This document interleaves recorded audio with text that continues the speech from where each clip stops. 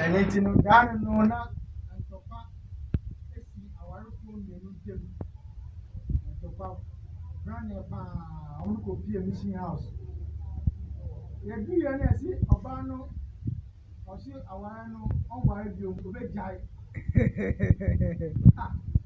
You see, Uncle, I didn't know about Java or see Beman and Camp.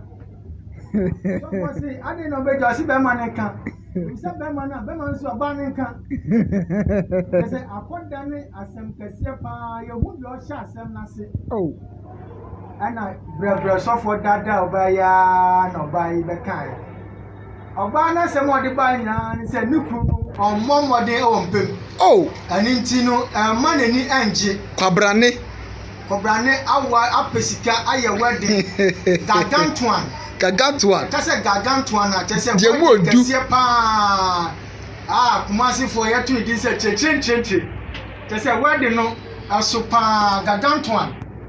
And a wire word the area. And I do no what at the video. Just say, Encoye.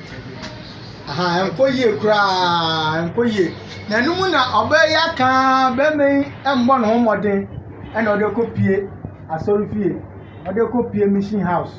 and a software abem. Now, I did aqua, I sent for phone, a channel, so I said to one channel to say, yet they say be up a gaswa, and for 4 out 12 busu. I had to redeem bitters, Lydia, okay, blueberry 20. And for 4 trim, no be said, Saunum Sabitas now, never to move among our work, you won't pay. Make catch us as Sabitas. Aha, bodies, my person, a book, yeah, dinner. Aha, the minimum say, I found bitters. Person of bitters, be a bitters, and yet the end, bitters, yet the end, your friend Numbi. Na enwanu ni atosude ayede no se bema no e da fom kodoto a onno ma memma 3 days to begina ho cheme se bitters na so awo kan so onzo no ma to bigina so ana me chese ginger wo se dia me chese sa bitters na yede ahyem kofo timu se onno ma ana mo agina so no eye nada nada man kofo tue bitters no so eye strategy eye ton bitters no ojidi me na me catch your strategy eye ton bitters no bambesa me cho say okunu e wo challenge wo brother e wo challenge se won kafu bi e wo challenge se ofiance bi e wo challenge entokwa challenge ana se dem empemu challenge na me challenge yo se nyon ba no edu ebi na nkoyi a omabemu ebu ukase onko pra na ne buafu so omo chop money so mfa ye aduano kra na onye mama ska se ye aduano no ukaye mama ska so onye aduano no obeba na wa ye bibi basa de si ho adentia ai sanse nyoma nkoye wo mpemu sa omo nyoma koye wo mpemu a ono ko no be tro se nnuano we me yema wa in fact e be koye aduano so anye ne sa chop money kra de money obeba na sika ye de eda ho Upese ya bua wa sa kwa no so a bomode na bra active life dietary health service aso ye ukunu abo adabijo empemu enkoyi a bomode na bra obegua wa sa kwa no so sa so na oyoba upeba wa ya wechia upeba moya ba de nyina upeba obi an ya funya so ba obegua no wa wo ye funya oba ye wontimi wo bomode na bra ya so ye na doctor so di gran so e the doctor di gran ofisa on wa but mo na o so e braso e ho aso e ho braso e ho reverend divine ho obema wa wo na dan ni bi man bi ni ne yiri ba ha anya mi amenu fili gadochi menu bi see is believing or interview on no mo gbon komo and odo mo to that plan so no say so the juice ni mom or say so the powder ni mom and che woman man ba ni nim serious say na odo kwesiada na doctor oni dey on brother odo kwesiada brother put that is na ne kwesiada any akwa dey mo dey me ba ni nim serious odo sisi ade mi gina me nanso ankasa wasori agina me bo adwuma ankasa oya baba wasori agina ani ba ko ase ye hye no so se nyankopon hyemu se nipa be wo a ayoba ne be ma na hyemu ni se ye de eduro ni ka obe ma no na so oba no amma ne ho kwan a eba no entumi mba saa so na de duro no eka oba no be ma no ama no kwan a eba no entumi ba emienu na eka bom na eba no be na ebeba nti wo saa kwansidie na na so wo saa challenge na ese be ma no oba no nyina bo mmode nse on beba doctor so ye no mo ba nyame adum ti no doctor de omo tot so a omo juice omo powder na ode plan ne ka no nyame be ma no nsa so o menya eba e de ahye ommeti na omo nkofo obi ba emfa nya omo ba omo ankasa o do nsa be si na me nsa si me bu se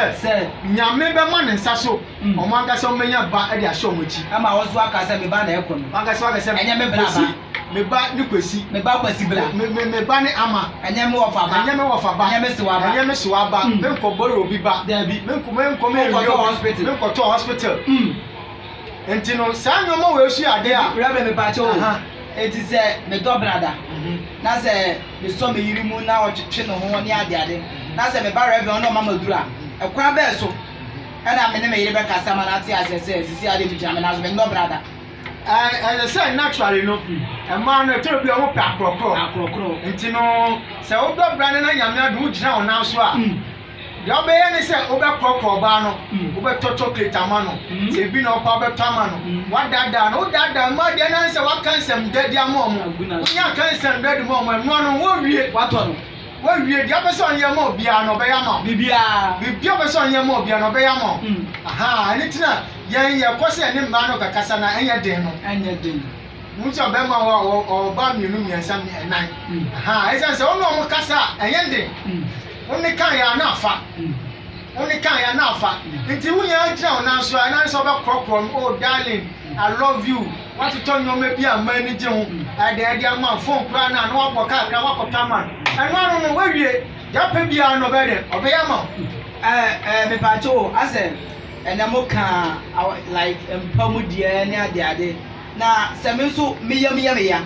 aduane to meya mu a na meya mu wo me azibo nu because my stomach cancer and so me ba obebua me ana ye bebua o pa ani so ba oba doctor so ye obebua o e san se undidi yie aha undidi yie a ma unya osa aha obi o ma nyame hihye mu no ese anopa odidi ese ewia odidi ese emre odidi 3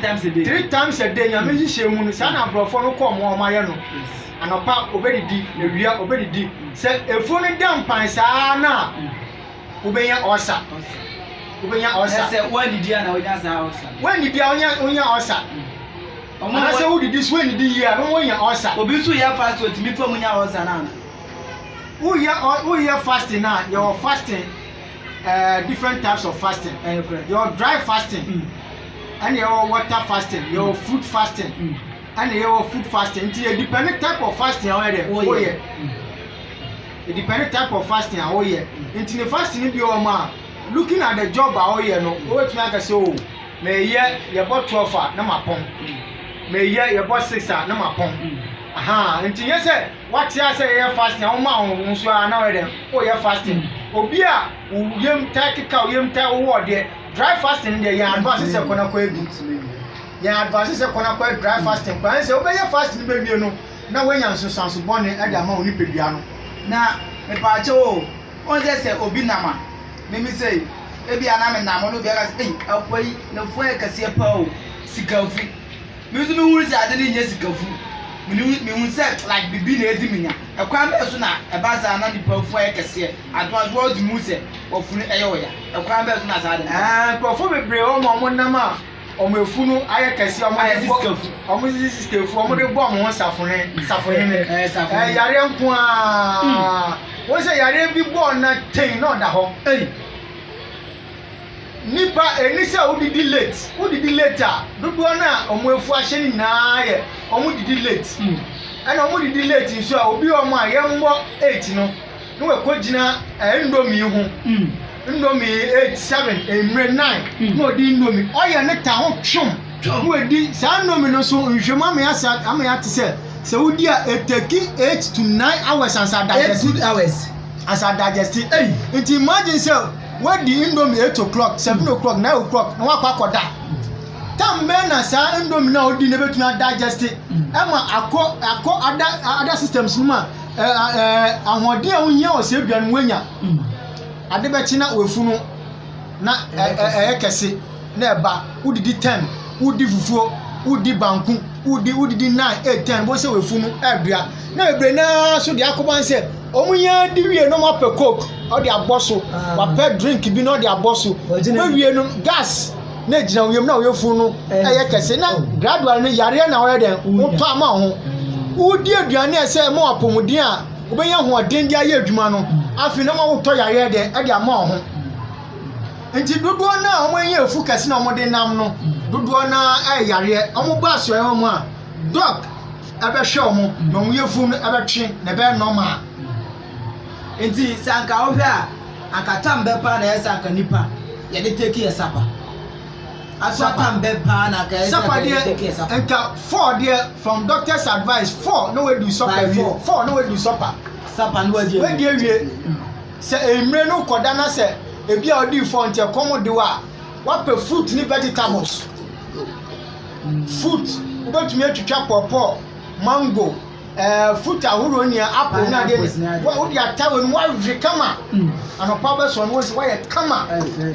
na yɛn no yɛ bibiefo no yɛbɔ 8 no afɛnse bi si fufuo ho ebi si banku ho ebi si omotuo ho ebi si akɔdi indomie sack ma we no sa we no omudu gum no ma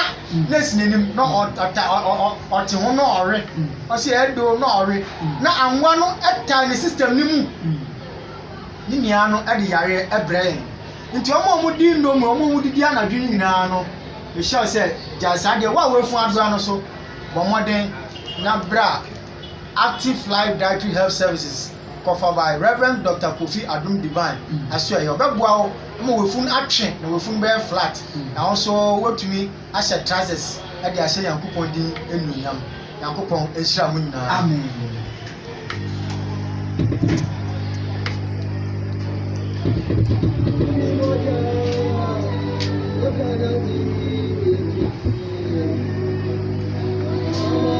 Yesu moja no adi nkunimu